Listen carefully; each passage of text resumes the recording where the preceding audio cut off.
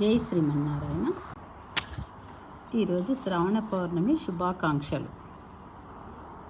ఈరోజు ఇంకో విశేషం హయగ్రీవ జయంతి, రాఖీ పండుగ, జంధ్యాల పౌర్ణమి. ఇది ఎందుకు అలా వచ్చిందో అనేది చెప్తాను. జ్ఞాన ప్రదాత అయిన శ్రీ మహావిష్ణు అవతారంలో హయగ్రీవాచార్యులు ఒకరు. ఈయన జన్మించినది శ్రావణ పౌర్ణమి నాడే. బ్రహ్మదేవుడు పోగొట్టుకున్న వేదాలను తిరిగి తీసుకురావడానికి హయగ్రీవాచార్యులుగా అవతరించారు. ఈయన సాక్షాత్తు సరస్వతీదేవికి కూడా జ్ఞానాన్ని అందించేటువంటి వారు.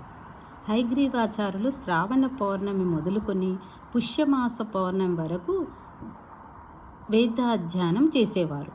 పూర్వం వారు వేద అధ్యయనం ముందు ఉపకార సంస్కారం అని చేసేవారు. ఉప అంటే ముందు, కర్మ అంటే పనిచేయడం.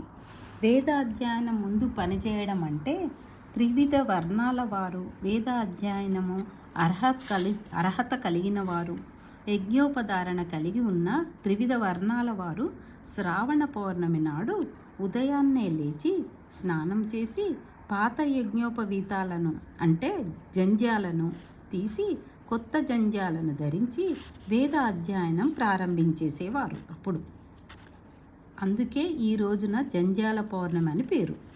ఈ రోజున మరొక విశేషం కూడా ఉంది. అదేమిటంటే రాఖీ పౌర్ణమి. ఒకనాడు ఉత్తరాది వాళ్ళు చేసుకునేవారు. ఈరోజు అందరూ జరుపుకుంటున్నాం మనం. దీని యొక్క విశేషం ఏమిటి అంటే సోదరి రక్ష కట్టడం సోదరి యొక్క కర్తవ్యం. సోదరులు క్షేమంగా మంచిగా ఉండాలని సోదరి రక్షాబంధనం కడుతుంది. అదే రాఖీ పండగ అని చెప్తారు. ఈ రోజున ఇన్ని రకాల విశేషాలు ఉన్నాయి. హయగ్రీవ జయంతి, రాఖీ పండగ, జంధ్యాల పౌర్ణమి, ఇలా అన్ని ఈ మూడు జరుపుకుంటాము. విశేషంగా ఈ మూడు ఈ రోజున జరుపుకుంటాము. అందరికీ శుభాకాంక్షలు తెలియజేస్తున్నాను. జై శ్రీమన్నారాయణ.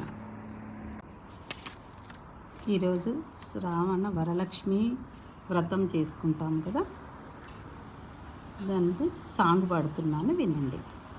నియమముతో శ్రావణము నోమునోతురు, శుక్రవార శుభవేళ శుభముకాంతులు, వనితలెల్ల వరలక్ష్మి వ్రతము చేతురు, అంతులేని వరములనే అందుకొందురు.